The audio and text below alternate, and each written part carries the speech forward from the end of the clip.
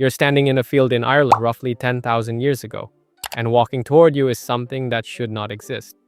An elk the size of a moose, but carrying antlers that stretch nearly 12 feet from tip to tip. Wider than a pickup truck, heavier than a full-grown man, just bone growing out of its head. The Irish elk, Megaloceros giganteus, was one of the most visually staggering animals that ever walked this planet, and then it was gone. Now, if you've heard of the Irish elk at all, you probably have a ready explanation sitting in the back of your mind. Humans showed up, humans hunted it, end of story. We have a well-worn narrative about prehistoric megafauna and what happens when Homo sapiens enters the picture. The woolly mammoth, the saber-toothed cat, the giant ground sloth, the list of enormous animals that disappeared right around the time humans arrived in their habitat is long enough to look like a pattern, and patterns feel like explanations. But here's where it gets complicated. The Irish elk survived for hundreds of thousands of years. It lived through glacial cycles that buried Europe under ice sheets a mile thick. It survived the Younger Dryas, one of the most brutal cold snaps in the last 100,000 years of Earth's climate history.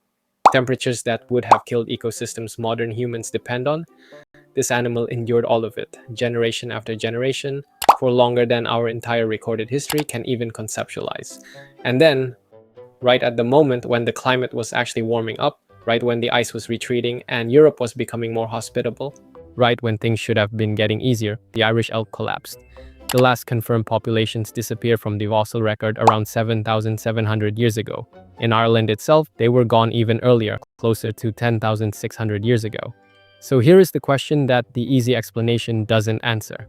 If this animal survived the worst that the Ice Age could throw at it, why did it vanish precisely when conditions improved? And why does the timing of its disappearance vary so dramatically across different parts of Europe? Thousands of years of difference between one region and the next. That is not the fingerprint of a single cause. That is something messier, something that resists the simple story. And once you actually look at the evidence, the picture that emerges is stranger and honestly more unsettling than anyone being the obvious villain. Here's the thing about the Irish elk's antlers. They were extraordinary. 12 feet wide, weighing up to 90 pounds, grown and shed and regrown every single year. To pull that off, the animal needed calcium and phosphorus in absolutely staggering quantities. Not occasionally, not in good years, every year on a tight biological schedule, like clockwork. Regardless of the environment around it, during the peak of the Ice Age, that was manageable. The landscape across Europe and Western Asia was mammoth steppe, vast open grasslands, rich in diverse flowering plants. Mineral-dense vegetation fueled extreme metabolic demand. The Irish elk was built for that world. Its whole body was an optimization for that specific ecological context. Wide antlers for display across open ground. No trees to catch them.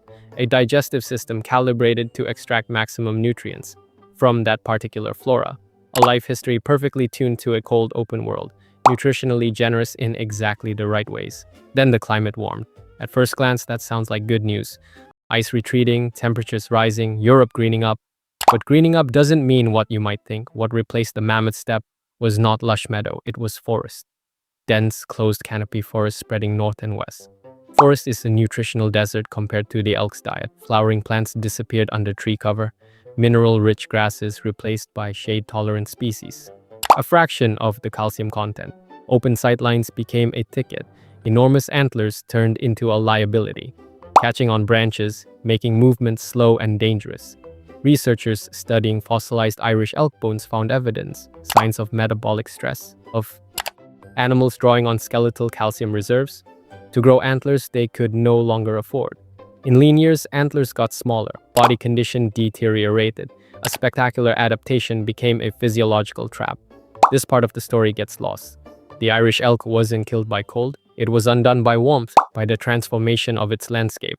It had spent hundreds of thousands of years adapting. The world changed faster than it could adapt. 12-foot antlers and a large calcium debt. So where do humans fit into this? Because we can't just skip past them. The timeline is uncomfortable in ways that deserve honest attention.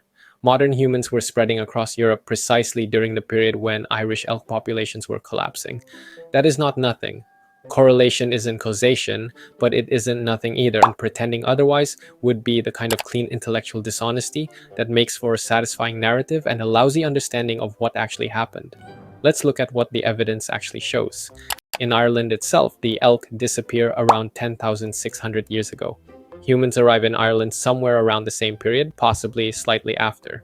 The overlap is close enough to be suspicious, but not clean enough to be conclusive. In continental Europe, the picture is even murkier. Irish elk fossils from different regions show disappearance dates that span thousands of years, with local populations dying out at different times in ways that don't map neatly onto a single wave of human expansion. If hunting pressure was the primary driver, you'd expect something more uniform. A predator moving through a landscape tends to leave a consistent signature. What we see instead looks patchy, regional, contingent on local conditions, in ways that suggest hunting was one variable among several rather than the decisive final cause. There's also the direct archaeological evidence to consider, or more precisely, the relative scarcity of it. We have abundant evidence of humans hunting other megafauna during this period. Mammoth kill sites, horse kill sites, bison. We have butchered bones. We have spear points embedded in remains. We have the kind of unambiguous physical record that says, yes, humans were here, and yes, they were eating this animal.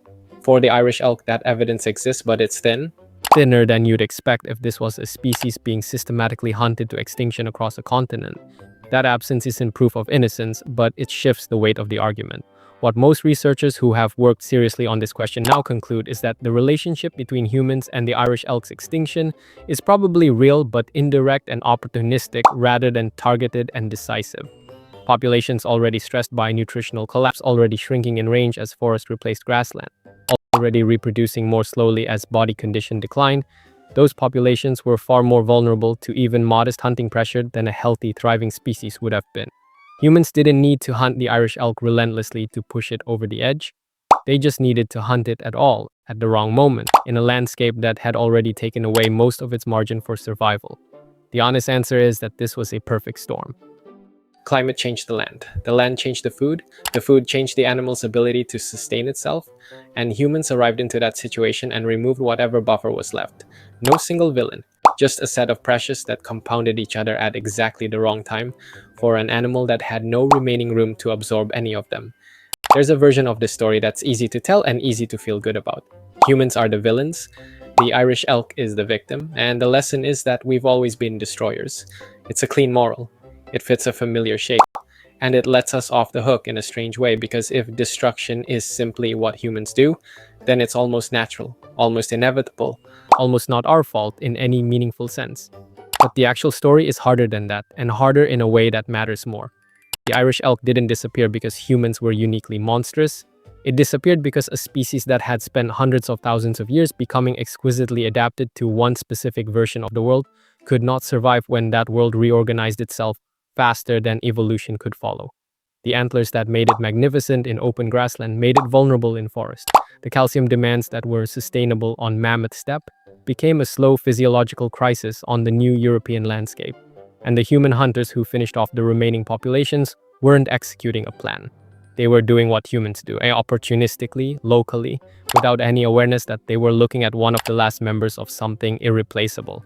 That distinction matters enormously right now, because we are living through another period of rapid landscape transformation, another moment when the world is reorganizing faster than many species can track. And the lesson of the Irish elk is not that humans are predators to be condemned. The lesson is about the compounding of pressures. It's about what happens when a species loses its habitat margin and its nutritional foundation and faces hunting pressure all at the same time. It's about how a creature that survived genuine ice ages can be undone not by any single catastrophic blow, but by the accumulation of stresses that individually might have been survivable and together were not.